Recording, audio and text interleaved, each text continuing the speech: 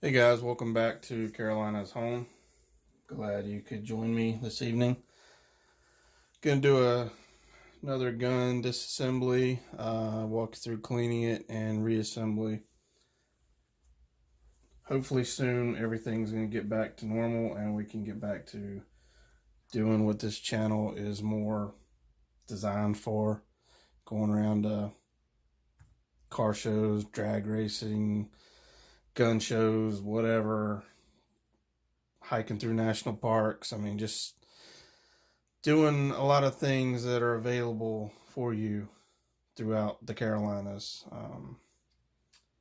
Maybe take a trip down to the coast, up to the mountains.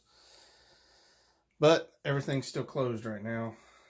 We're just now getting back to letting about 50% customers into restaurants. I actually sat down for a meal for the first time in several months the other day, and it felt great.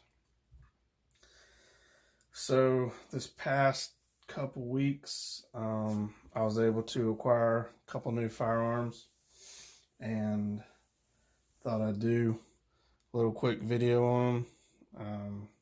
Got them out and shot them the other day.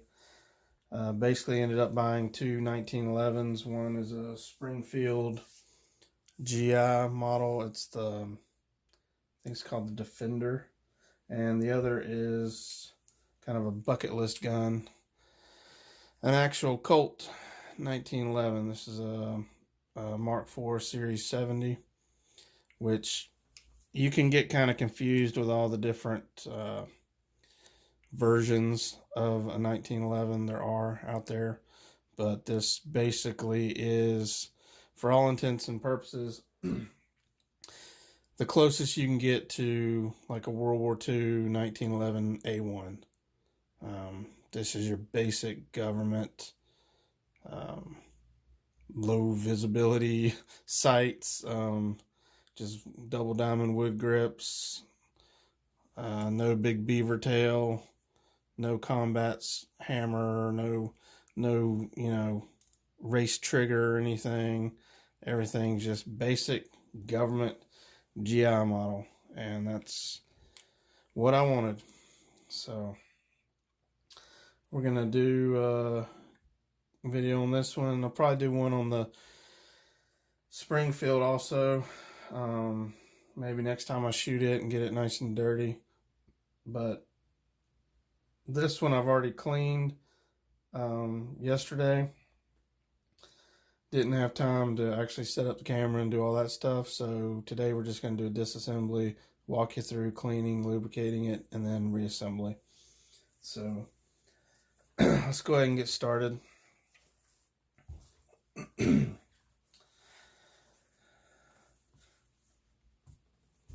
All right, first things first, obviously, because everybody always insists, safety check it, because I don't have guns without bullets in them. However, it is not chambered because I already cleared it. So we're good to go there. Everything is safe. First thing you want to do, all right, you've checked it, it's clear, your hammer is already back. You want to go ahead and lock your thumb safety. Okay. Now, second step, you've got a plunger here that's tied in with your recoil spring and guide rod that's running underneath your barrel. So this is under spring tension right here. You got a barrel bushing that keeps your barrel in place, and actually we can kind of see if I can see the barrel bushing holds everything together. So what you're going to do, press down your plunger and rotate your barrel bushing in a clockwise position, and it'll stop. And you've got to hold on to this plunger because they will shoot out because it's under spring tension. So once you get this barrel bushing off, you can see there's a little lip. Well, let me see, focus. There's a little lip around it. That barrel bushing is grabbing that lip. So once you get past that lip, it's going to shoot out. So this particular one will not, and I'll show you why in a minute, but every other 1911 I've ever disassembled will. And after I got this Colt and I realized why this one won't, I don't know. I don't understand why every other manufacturer doesn't make theirs like this. It's so simple, and it's just a major safety thing. It's awesome. But anyway, you want to push down on that and rotate that. So gotta set it up. I can't really do it on camera. Oh, gotta lock the slide back because I unlocked it to show you that. All right. That's why you lock your slide.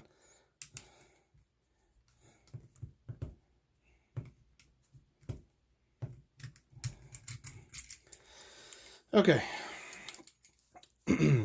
Now some guns may be really hard to rotate that after you push that plunger down, and some of them the plunger may be hard to push down, and they make a tool that is just for that. It just sits on there, almost looks like a bottle opener, and it pushes that down, grabs the plunger, and can rotate the whole thing.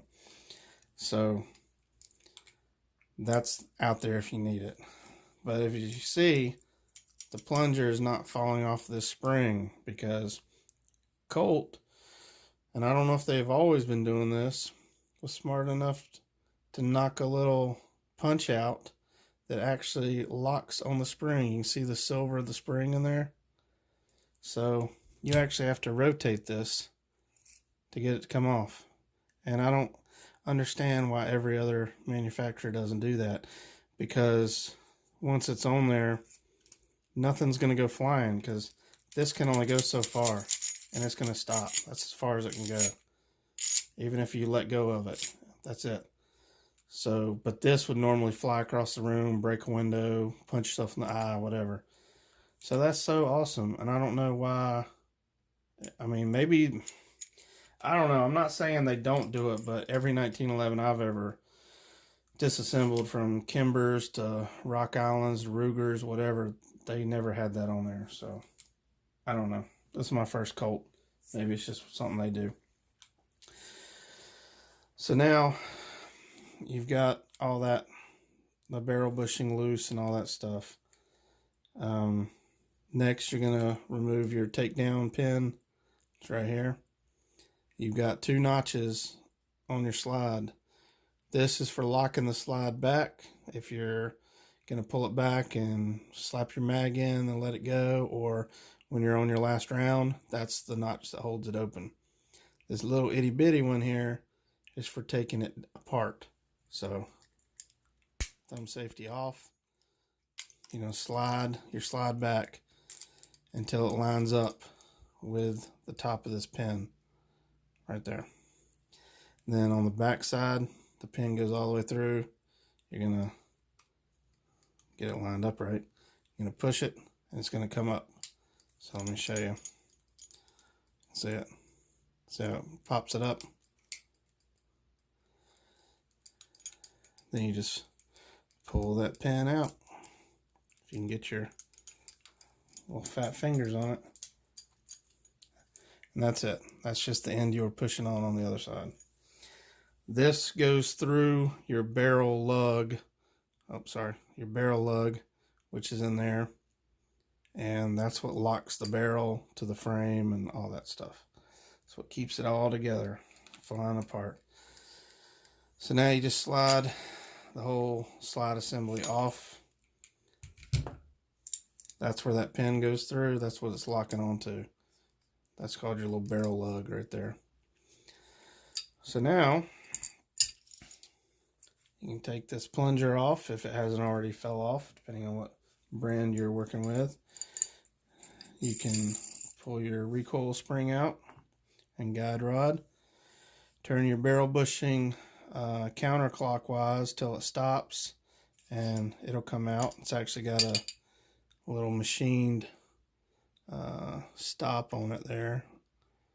I guess y'all can, it's kind of hard to see it because it's black, but yeah, there you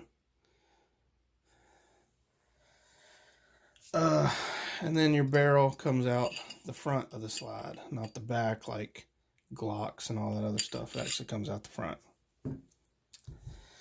And that's it. Now you've got a disassembled 1911 complete with greasy fingerprints all over it. So next thing, you're going to treat this just like you would any other semi-automatic handgun. You want to get down in all these rails where the slide and the frame mate together. You want to clean all the gunk out of there.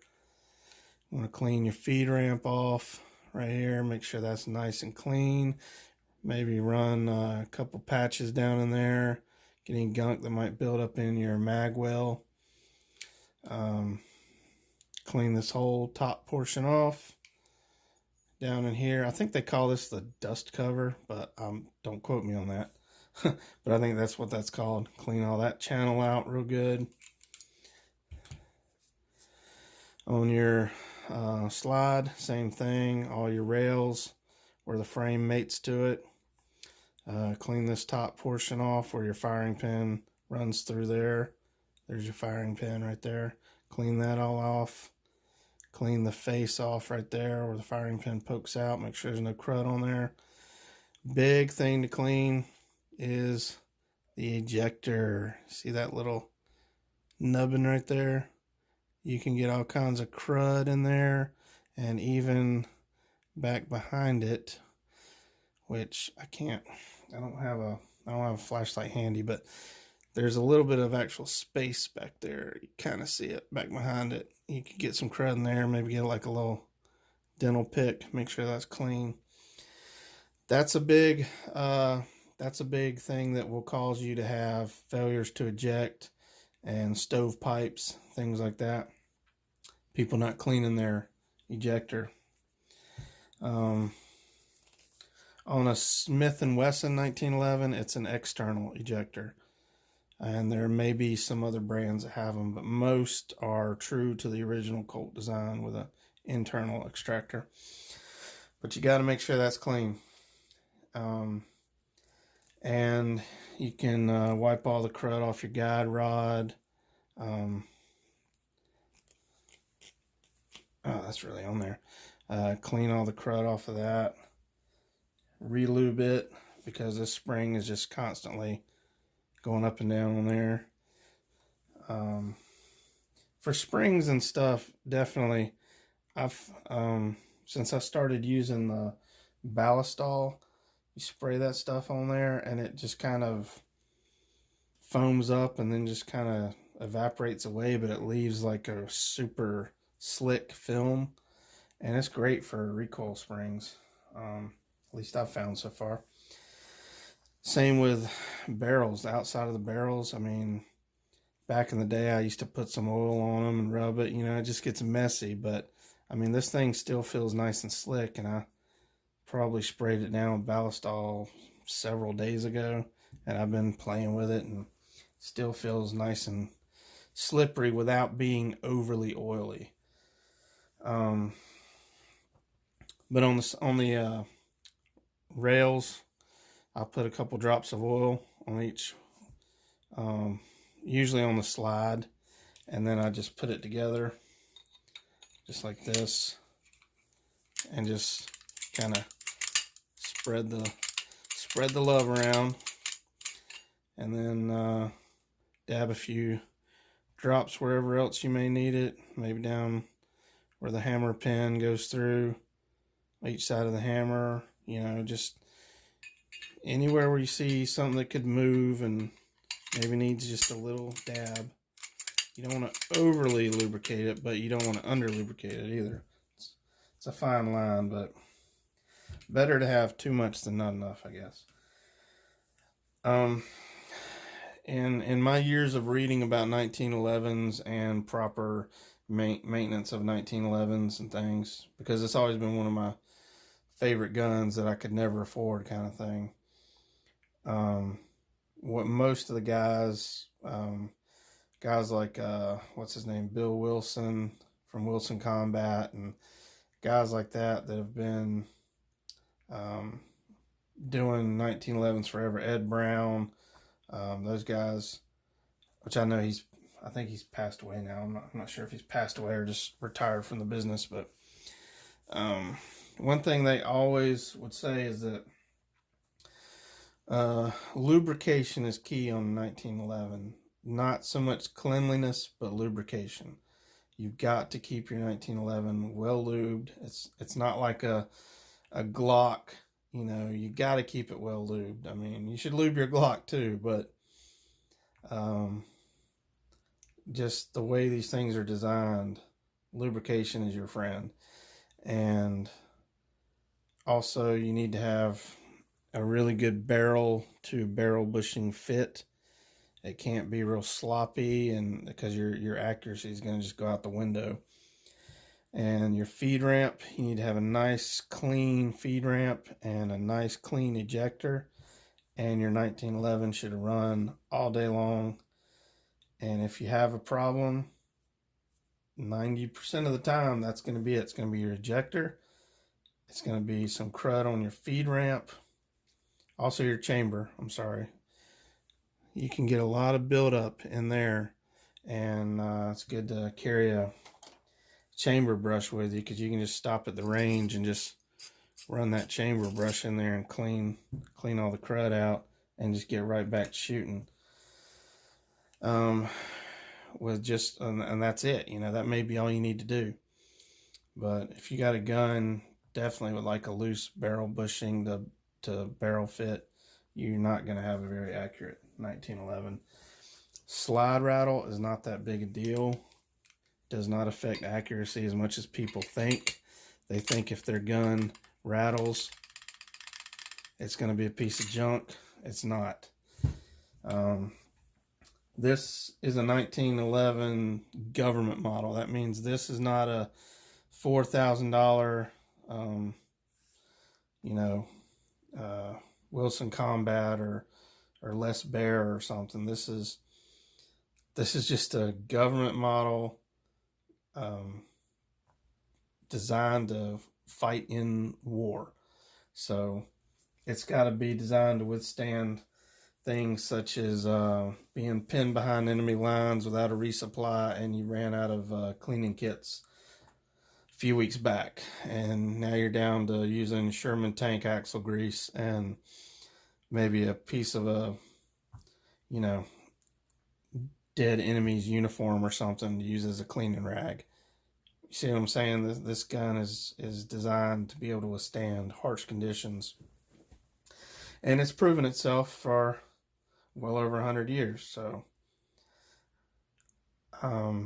my Springfield, the slide and everything's really tight, and it doesn't make it any more accurate than this Colt. And this Colt rattles, and it's not super tight, but I don't expect it to be. I don't want it to be. But you can take it or leave it. That's that's my thoughts on 1911. So now if I shell out $5,000 for a custom hand fit one and it's rattling like that, I might be a little aggravated just for the fact I spent all that money and I'd like a nice tight gun. But for what this gun is, it's not going to be a problem. It's going to function, and it's going to be reliable, and you can bet your life on it. So now I'm done preaching on my little soapbox. Oh, and for all you Glock fan boys and girls, I love Glocks too. I like polymer handguns. I have several Glocks. I've owned several Glocks. We're going to do a video on some of them too. And I'm actually debating right now on a new polymer handgun, which one I want to buy. So for concealed carry type stuff. So, but when it comes to just elegant beauty and historical awesomeness and just America, the 1911, can't beat it. So let's reassemble this bad boy. It's pretty straightforward. Take your slide, take your barrel, go back through the front, take your barrel bushing all the way counterclockwise, and then rotate it back clockwise. Your recoil guide rod is directional. It sits down against this part sits against the barrel. So put your spring back on there. Run your spring back through. Set that in there. Take my cool little plunger with the safety lock on it. Lock it on there.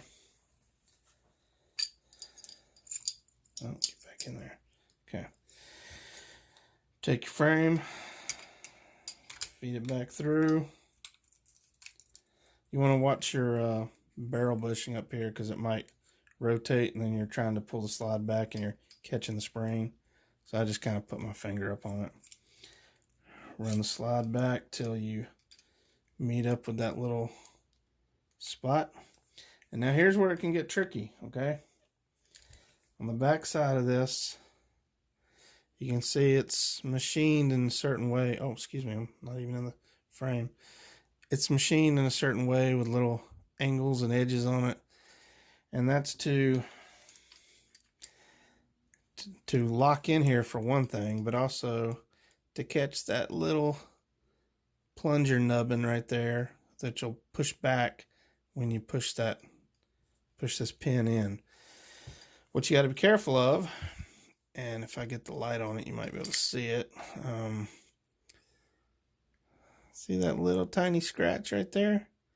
That's from putting this in. I let it slide down too far and it scratched it right there. A lot of 1911s, especially older ones, you'll see big gouges in the finish right here in like a little swoop. And that's from putting this pin in, people being in a hurry or forcing it in. So you want to, first of all, you want to look through the hole and make sure your barrel lug came down and didn't stick with lube or something up in there. So I can see it through there kind of. Work your pin in there. And I'm trying not to drag it across there, so I'm kind of going right up against there. Now this one goes together just like smooth as butter. That's it. Now it's in. My Springfield that I bought when I first field stripped it, that plunger is so hard to push in that I have to actually take, usually I have a screwdriver or something maybe to take the panels off, and I'll just push that little bit on it just enough to get that thing going and it'll lock in. But I can sit there all day pushing on it trying to get that plunger to go, and I guess it's just the way the angles are machined or the spring is super strong or whatever. It does not want to go back in, and so I got to be real careful not to screw it up. This one goes in just like butter. So that's just something to be careful of, especially if you have a really nice one like this. It's got the nice polished blue. You know, I don't want to screw it up, so I want to be careful with it. So now you've got your frame pin back in there. Just run your slide back up. Lock your slide. And now you're going to push your plunger back in and turn your barrel bushing to lock it. And not put your eye out. And there you go. Take your safety off. Make sure everything works.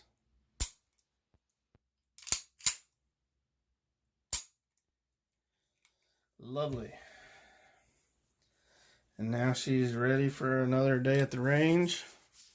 Clean all the nasty oily handprints and other crud from the cleaner and stuff off of there. Any extra lube that might have oozed out. Go ahead and give it a little wipe down.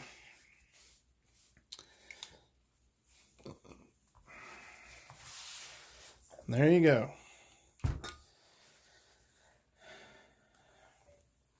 Colt 1911. Hope y'all learned something from this video. I really appreciate y'all watching.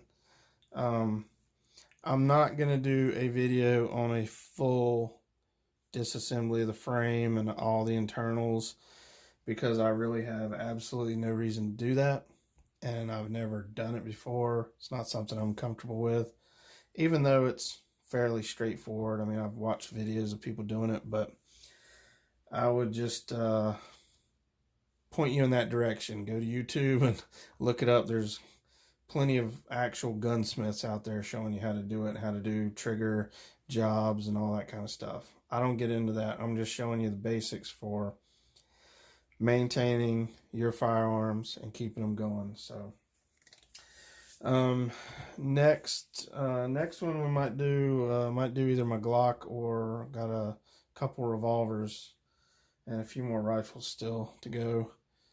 And who knows, we're throwing some shooting videos. I would have filmed shooting these 1911s the other day, but my daughter and I had a very limited window between when it was scalding hot where you could fry an egg on the sidewalk, or the mosquitoes were, swarming enough to carry you away. So we had a short window to get out there and shoot some steel targets and have some fun. And she's never shot a 1911 before, or a 45 for that matter. She's never shot a 45 caliber, so that was her first time. And I may have already mentioned that, but I don't know. I can't remember what I had for breakfast, so if I repeat myself, I'm sorry. But anyway, I hope y'all enjoyed the video, and I appreciate y'all watching, and I appreciate y'all's kind comments. And if you have any words of advice, feel free to leave it, and I'll try and get back to y'all. I've been having a problem with my phone's not, my YouTube app and stuff was not notifying me of some comments. So I actually saw that I missed one from somebody the other day, and I'm gonna have to get back to them on that. And but with work and everything, I just haven't had the time. So I did see your comment, and I apologize if I didn't get back to you. Hopefully it's fixed now and it'll notify me. But well, again, thank y'all for watching. Get out there and shoot often, and teach the next generation how to shoot and safely handle firearms. And I'll see y'all in the next one. Thanks for watching. Carolina's home.